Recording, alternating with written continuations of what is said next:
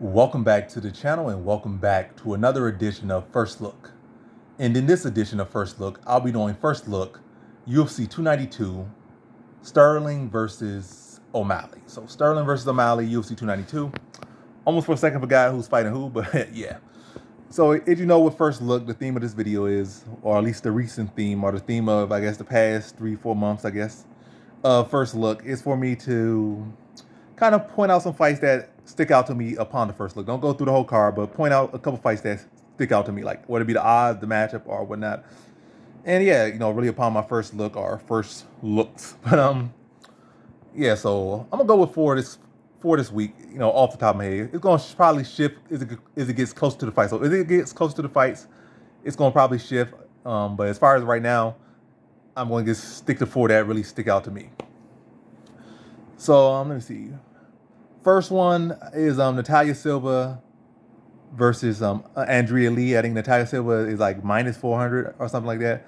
Or she's somewhere in that range. I think that's a great value for Natalia Silva. I think she should pretty much win this one like high confidence, maybe even lock confidence. She should win that one. I don't get into the whole number game, but as far as my confidence level, I think high or lock in that one. She should win that one. So minus 400, I think it's a great value. I think she has all the upside. She's coming up. She has a lot of momentum. She's well-rounded. She's coming off good wins. She's looking good. It looked like a good, promising future contender. Well, current contender, I don't know what to say, but she's a promising fighter on the rise in a division that, is definitely looking to have, those new up-and-coming stars, and she's one of them. Andrea Lee is kind of on the downtrend a little bit. She did start looking better and stuff, but when you look at who she beat, the people she has looked good against some decent competition, but as far as who has she actually beaten, and that's all you go up. You can't say, oh, she was robbed of a victory here, she was robbed of a victory there. At the end of the day, she lost. That's all you can go off. And you look at who she actually beat. She beat Calvillo, and I think she beat some other fighter who ain't doing all that good. But Calvillo probably sticks out the most, and Calvillo hasn't really done much. And the other opponent she beat really hasn't done a whole lot as of late either. So her recent track record, like, she might be looking better, getting back to some steam. But ultimately, she just really ain't been winning no major fights. That's what I'm gonna say. She becoming short of major fights. And Natalia Silva is like on the rise, and she got all the tools. She is the better grappler. She's the faster striker. She's more elusive. She can match her for volume, match her for skill. So I gotta go with the more well-rounded fighter. I definitely think she could beat her everywhere this fight takes place. And again, momentum's on her side, and I think everything's leaning towards her. So I think, yeah, everything's leaning towards her. So I like that value at minus 400 for her.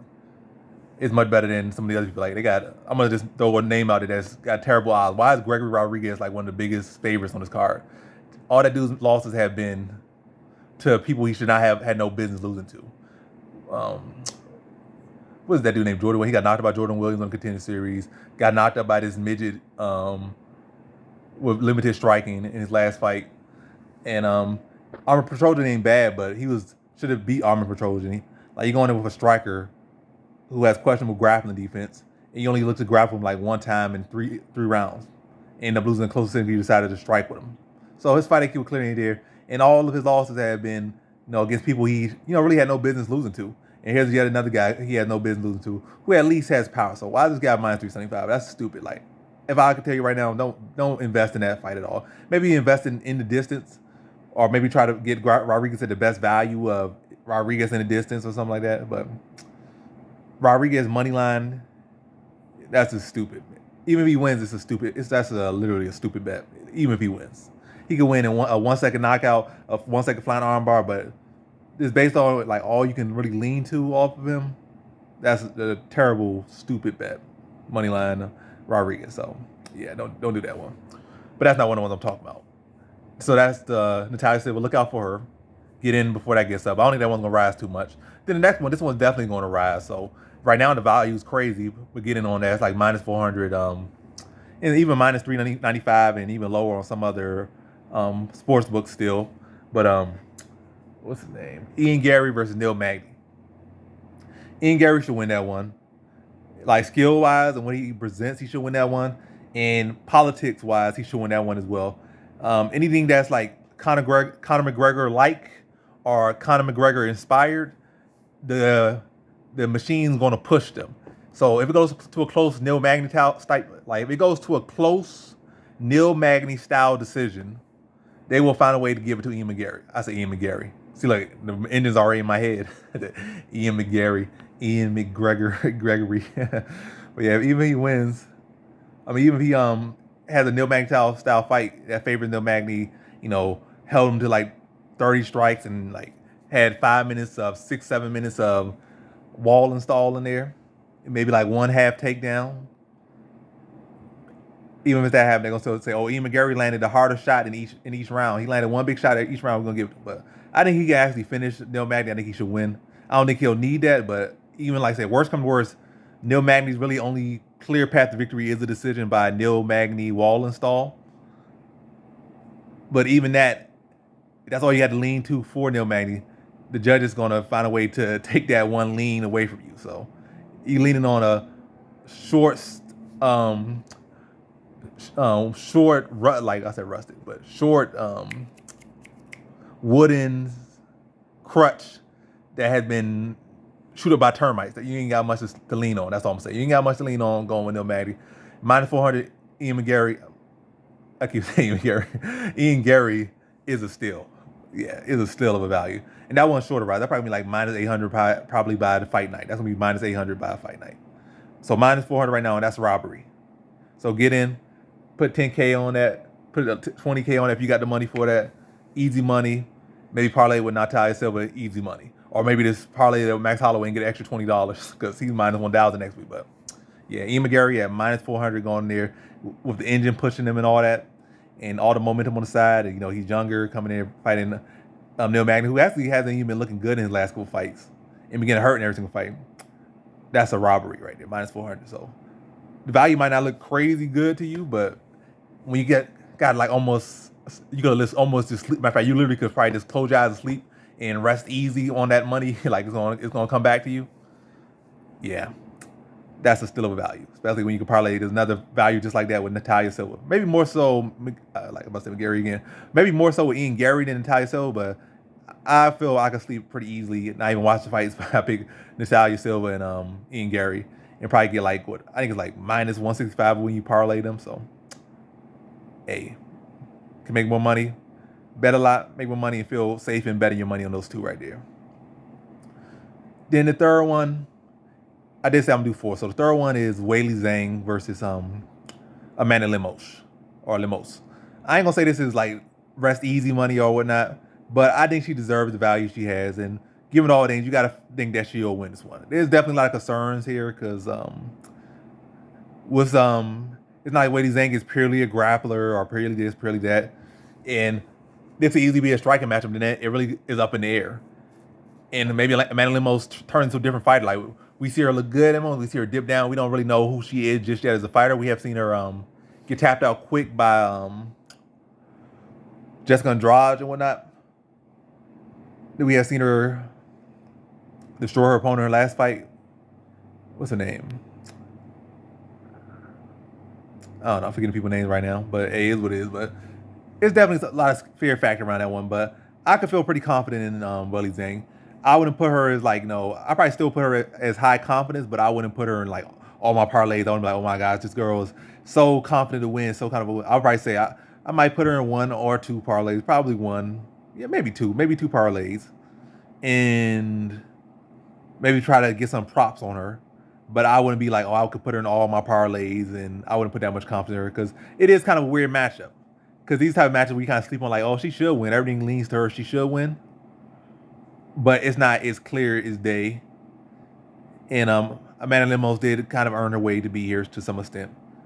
But yeah, Weili Zhang's good value, all things considered. But yeah, probably still high confidence, but I'm not as high confident as I am with the other two.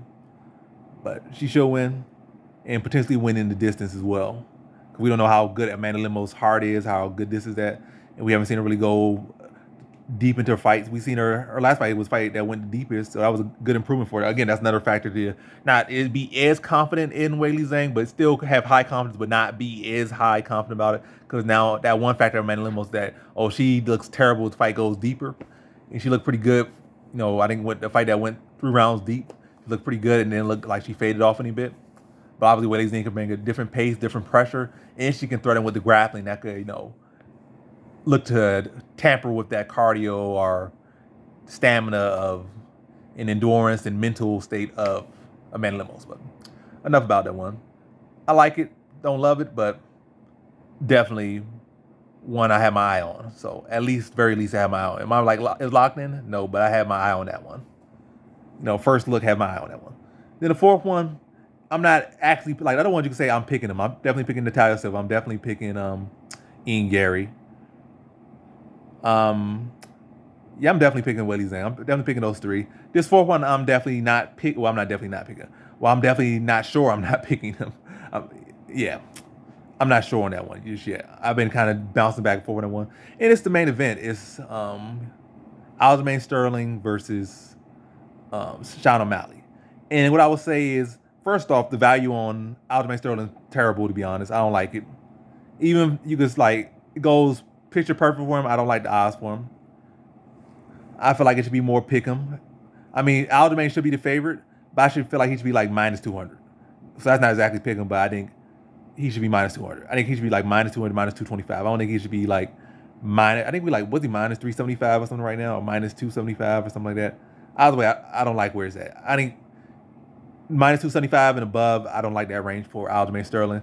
And then Sean O'Malley at plus 200, I do like that. Am I gonna say, oh, I'm gonna bet in every single thing? This is the steal of the week.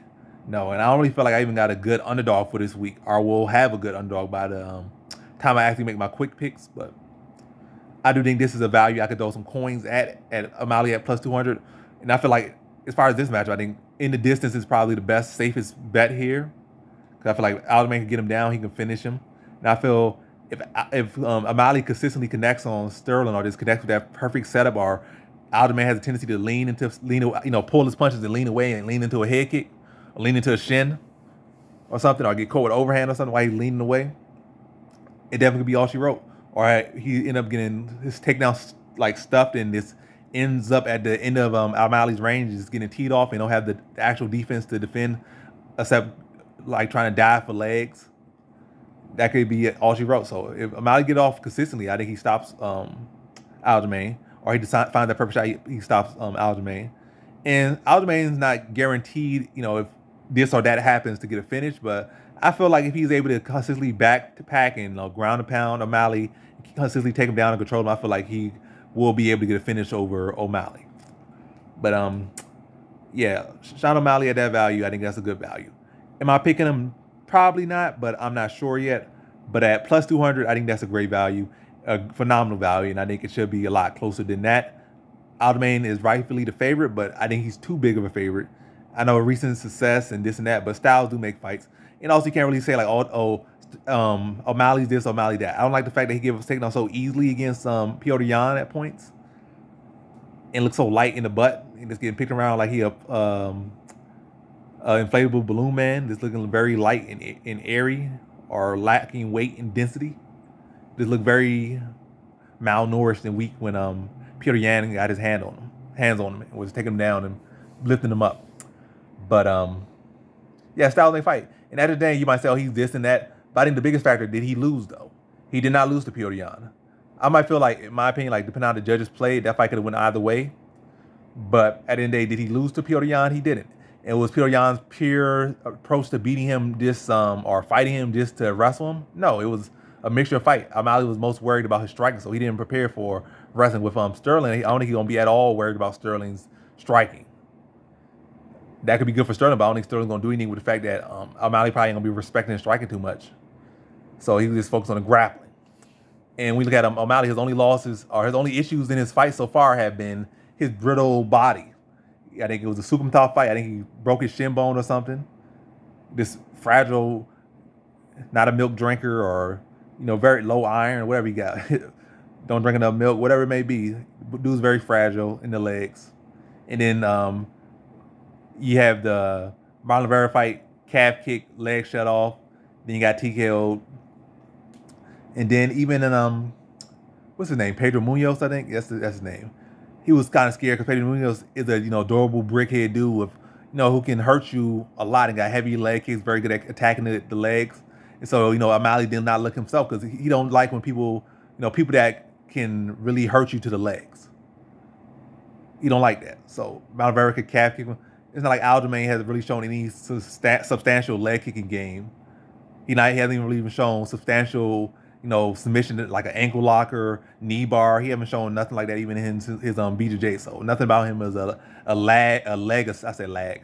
Nothing about him is a leg assassin. He's not a leg assassin. Whether it be going for submissions or calf kicks or kicks in general or any even punches to the kneecap. He's not a leg assassin at all. So it's not like he has a clear, style matchup advantage that has been proven to beat O'Malley, is what I'm saying. So given the fact that he doesn't have a stylistic proven matchup advantage over O'Malley in this one, I don't think the odds should be there. But should he win? Should he be the favorite? Cool, yes.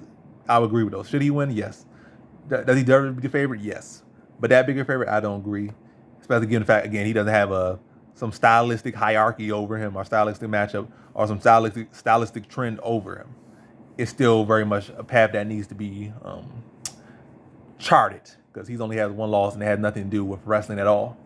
It was a striking match. And the other fight he got hurt again was a striking match. The other fight he had issue was a striking match. So all three of his matches where you could say he had issues would deal with striking and deal with grappling. He might have had moments where his grappling out didn't look the best or his opponent was able to find success in that department, but they weren't able to win using that department. But hey, very close fight. I don't like the odds. And I'm going to say that like the same thing for like 4 minutes straight. Might as well make a whole quick picks right or the whole full card prediction video right now. But that's the video. So let's just say the 4 again. Natalia Silva, she's around -400. Ian Gary, -400. Get on that early. Get on that right now. Third one, Weili Zhang. I think around the same thing, but I like it. Don't really love it, but mix that into the mix and maybe even bet her in the distance. And then the fourth one, O'Malley at +200. Am I picking him? Not sure, but at +200, I think that's a great value. And I think you could even upgrade that by doing the distance because O'Malley gonna win. I think he's gonna be in the distance. So he already +200. You probably get him at +300, +400 something. By picking KO or in the distance because who knows, he might pull off some crazy submission. But O'Malley already at +200. Then maybe add in the distance or maybe just be content with +200. Either way, that's a great value, and you could potentially make it a greater value. So those are my 4 for this first look. And that's the video. Thanks for watching. Like, comment, and subscribe, and come back for more videos. Peace.